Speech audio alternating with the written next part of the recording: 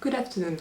My name is Zofia Lanctot, and my research focuses on the growing influence of far-right parties within the European Union.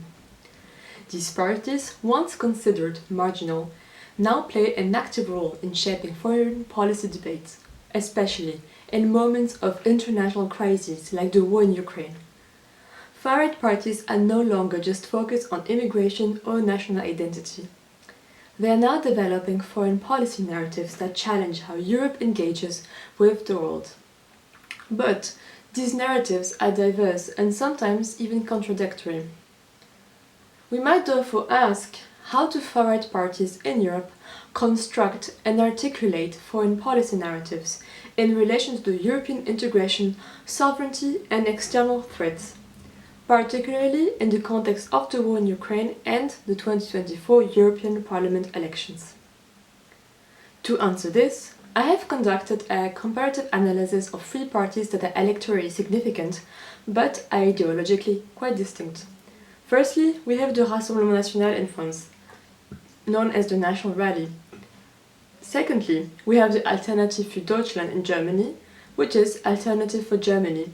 And finally, we have Prawo i Sprawiedliwość in Poland, which is Law and Justice. These cases were chosen to reflect different political contexts: Western versus Central Europe, opposition versus governing parties, and varying foreign policy traditions. I have analyzed the manifestos and campaign materials, using narrative analysis with a focus on how do they tell their foreign policy stories, and not just what they say. What I have found is that foreign policy narratives are quite central to how these parties define national identity and criticize the EU. Sovereignty is, of course, at the core theme, but its framing differs quite much. In Poland, the Prawo i Sprawiedliwość is strongly anti-Russian and supports NATO and Ukraine. In Germany, Alternative für Deutschland remains skeptical of sanctions and seeks to restore ties with Russia. Rassemblement National in France balances cultural arguments with more cautious, interest-based messaging. Each party tells quite a different story, but all aim to reposition their country within a reimagined Europe, often at odds with mainstream EU foreign policy.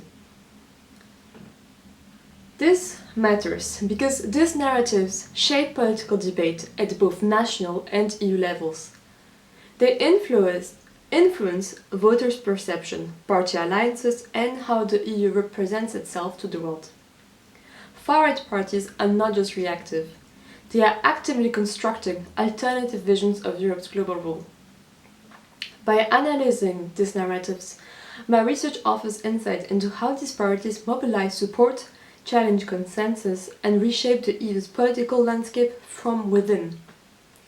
In short, I explore how far-right parties use storytelling to reframe foreign policy, and what that tells us about the future of European integration, especially in a time of crisis. Thank you.